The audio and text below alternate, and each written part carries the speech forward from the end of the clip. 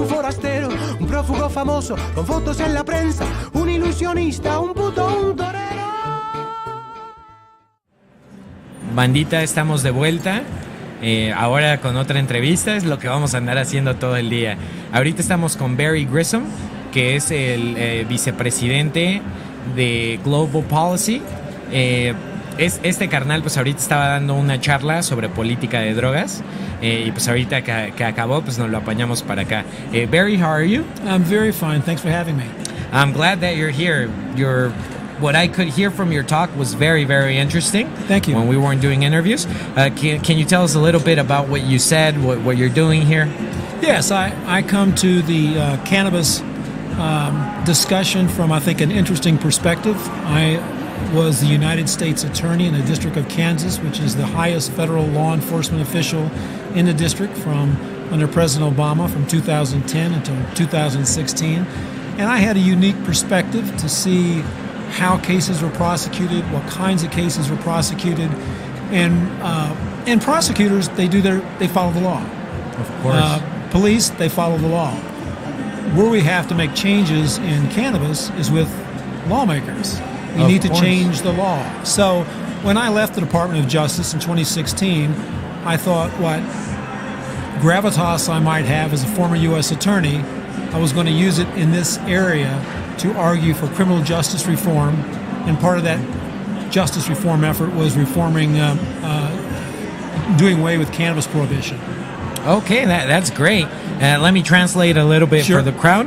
Aquí Barry nos cuenta que él fue DA del estado de Kansas durante la administración de Obama.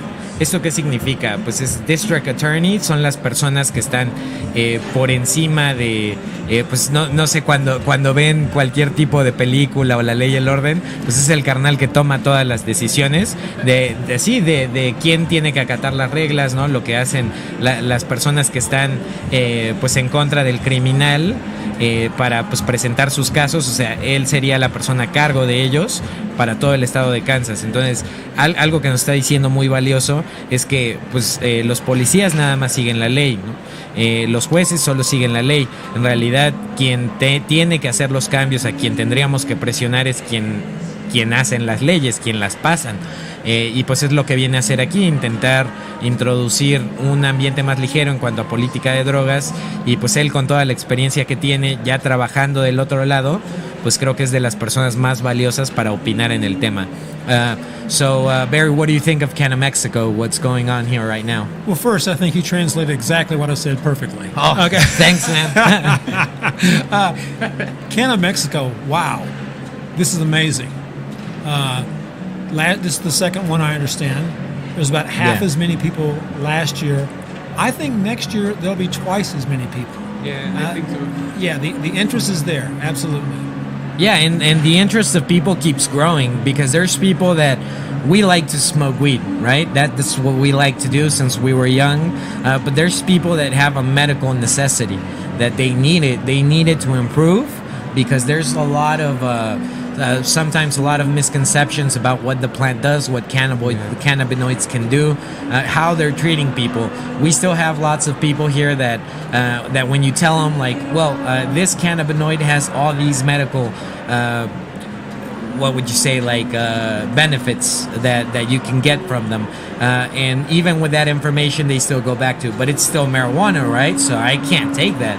And it's like, well, but it's not psychoactive marijuana, right? It's just for medicinal purpose. You're not going to feel like if you're stoned. And they still say, yeah, but it's still marijuana, so I can't take it. And I think with these events, we're shying away from that. More and more people are coming that are not necessarily stoners, that they just want to see the change because one of their family members is very sick. They might have epilepsy, diabetes, and they're just here for the medical information.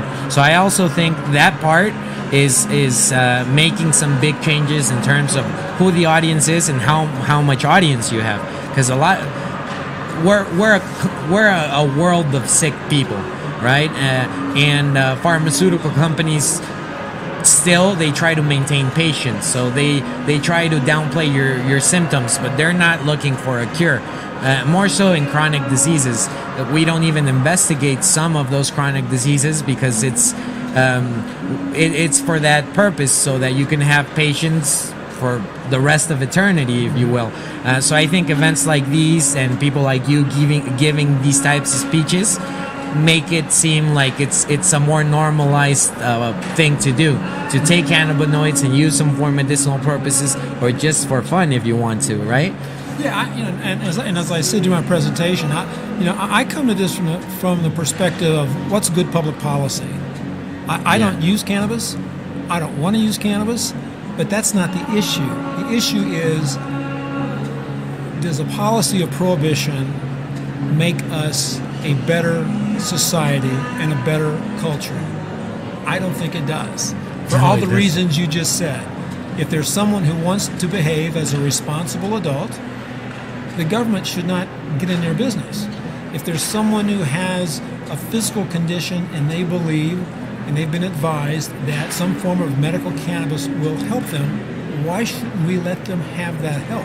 Of course. I mean, that's to me it's a real base, simple position that I think sometimes we make overly complex. Yeah. Bueno, pues let me translate here. Barry nos dice algo que es extremadamente valioso porque él no es un usuario de cannabis y nos dice las políticas prohibicionistas, o sea, en realidad a quién están ayudando, ¿no? Y si lo piensas así en términos sencillos, los adultos responsables deberían de tener el derecho de consumir lo que quieran mientras no dañen a terceros, y las personas que necesitan un uso medicinal lo deberían de poder tener, ¿no? O sea, eso es muy sencillo y creo que la mayoría por eso estamos aquí. How did you perceive the audience? Were people like very perceptive to what you were saying? I think so. Again, because of kind of my unique status, being a former federal prosecutor, you typically don't see a lot of police officers show up at these events or prosecutors show up at these events. So when you do, people kind of sit up and listen where they might not otherwise. Of course, and I think it's a viewpoint that's very necessary to have because even though you're not a cannabis user, you are a cannabis supporter, but there's lots of police officers that are the opposite. They don't use cannabis. They have no idea how it works, how cannabinoids work, but they still they're totally against it, right? And that's a personal position, so I think that's okay. But what would not be okay is informing policy being in the side of prohibition. And I think, like right now, Vicente Fox, who makes this event, he's the next president of the country, and his political party, in all of my life, they've always been prohibitionist. So it's something that's crazy for us that now he's a spokesperson and he's trying to like make these events happen and bring people from all over the world, because we do need this. We need this to grow and to normalize. And you're right, we don't see lots of cops here, right? Well, at least enjoying themselves, because they do have hired police. But yeah, we don't see them enjoying themselves, making speeches. And I think that's great that you're here doing that.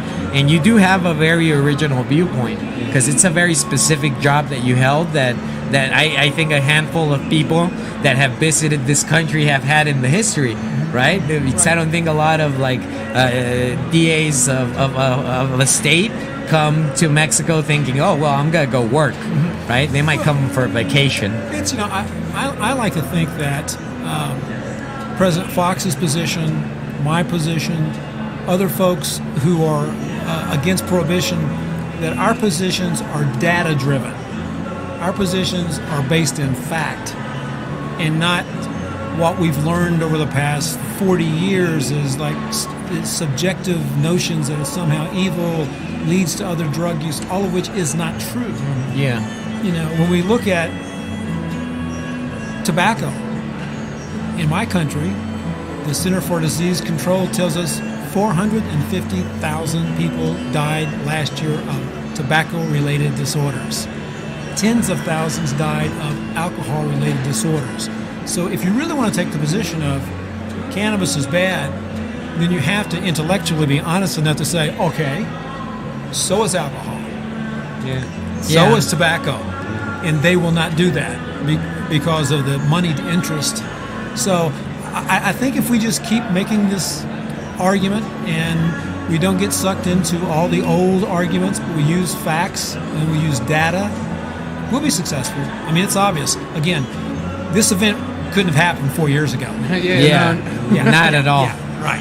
Yeah. Bueno, traduciéndoles un poquito lo que dijo Barry, que también es muy cierto. O sea, en este término de políticas de prohibición y muchas veces que se quieren tomar como si fuera salubridad, nos dio una estadística muy buena. En Estados Unidos hay cientos de miles de muertes que la enfermedad es causada por fumar tabaco y decenas de miles por tomar alcohol, ¿no? Entonces, si los gobiernos quieren seguir con esa propaganda del cannabis es malo, pues que sean honestos al respecto y que digan, bueno, el alcohol también es muy malo, el tabaco es muy malo, y si lo piensas así, o sea, fumando cannabis no te vas a morir, no te puedes morir, no hay sobredosis. Entonces, al no haber sobredosis, digo, que es malo fumar, yo creo que todos sabemos pues que hay consecuencias si decides hacer combustión con lo que quieras consumir, pero ese aspecto, ¿no? De que no tenemos personas en los cientos de miles, yo diría, o sea, si hacemos un estudio de verdad, creo que sí habría muertes por cannabis, ¿no? What I'm saying now is I do think that there might be a few deaths caused from cannabis, like from chronic use. But we don't have those types of investigations to know. Yeah, we right? need that type of investigation. Because I do think that there are those deaths, that somebody maybe had already predisposition for lung cancer or some type of disease, and if they wouldn't have smoked weed ever, they maybe wouldn't have gotten it. But we don't have that research to know. So hopefully we can get that research as well, because I think from both sides, there's people that are always like 100% free marijuana and it's the best thing in the world, it's a miracle. So here at the club and the radio, what we try to do is inform.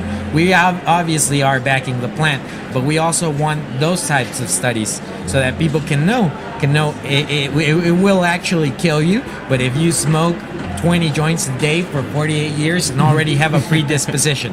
So, but we do want to know. Sure, and I think that one of the problems in the States, because it's a Schedule I drug, researchers are prohibited from doing research. Yeah. And we have to at least let that happen. And if we go back to let's say there are certain folks who do die because of use. Is their deaths worth the cost of continued prohibition to other folks who it doesn't harm? And I think if you balance and weigh the two, I think continued prohibition fails. No, of course. And if you think specifically, like with that logic, if you do the investigations and you find maybe 25 deaths in a year in the United States, can you compare those to the 450,000? So at least that idea of being hypocritical about it, that has to leave. That has to be eradicated completely. Yeah. Correct. Yeah. No, well, thank you very much, Yeah, Barry. thank you very much. Something my that you pleasure, want guys. to tell the people? Hey, just hang in there. Just let your politicians know what you think. Don't be afraid to send a letter, send an email, send a text, pick the phone up, tell them that you support the ending of prohibition, and you want to move Mexico forward. Like hopefully the rest of the world we can move forward together. Lo que nos dice es que sí, pues manden correos, mensajes, llamen a los políticos de los partidos que están a cargo, háganles saber qué es lo que piensan y que quieren terminar la prohibición como todos nosotros. Creo que sí, eso es lo más valioso, ¿no? Hacer saber que estamos detrás de la planta, cientos de miles de personas en estos eventos. Aquí yo creo que ahorita ya hay como 1,000, ¿no? Entonces el próximo año, si ya son 3,000, 4,000, o sea, es obvio que habemos personas que es lo que queremos. Y I don't know, but our president, the current president, just made a poll if people wanted prohibition to be gone. And a lot of people were saying, well, it's going to be about 50-50. And I think at the end, it was like 88% wanting to end prohibition, to legalize. So I think that's a very important point. Most of the country is ready. I think lots of politicians are ready. Lots of the people that run the country with their money are ready. So let's just do it. Absolutely. Thank you very much for being here, thanks Barry. for having me, guys. Muchas gracias. De nada, pues muchas gracias por estar aquí. Thanks a lot.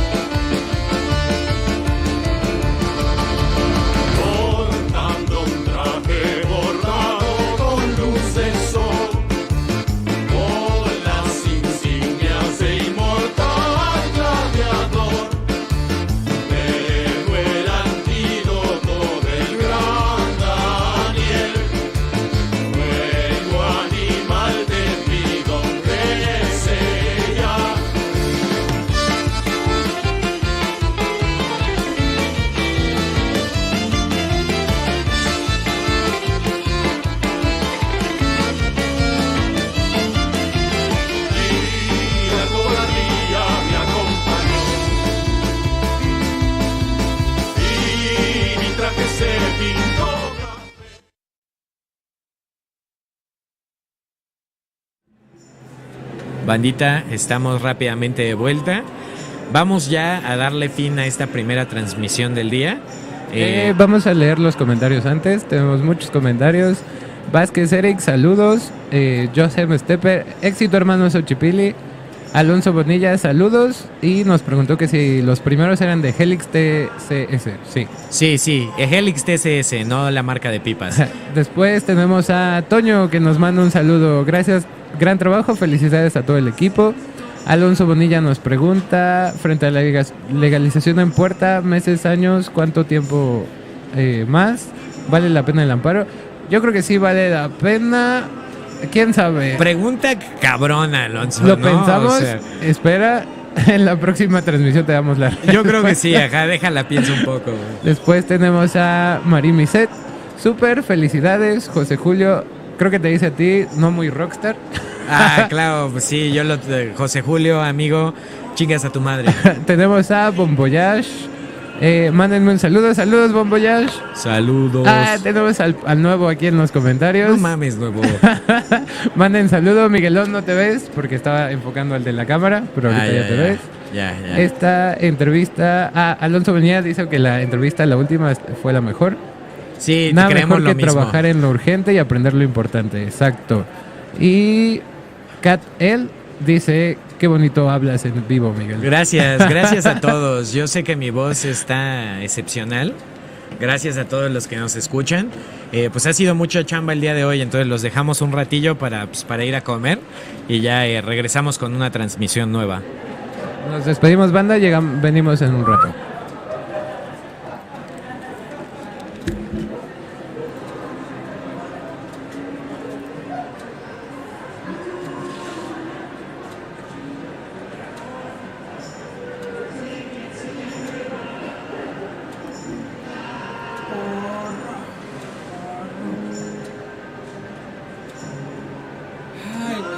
Espérenme.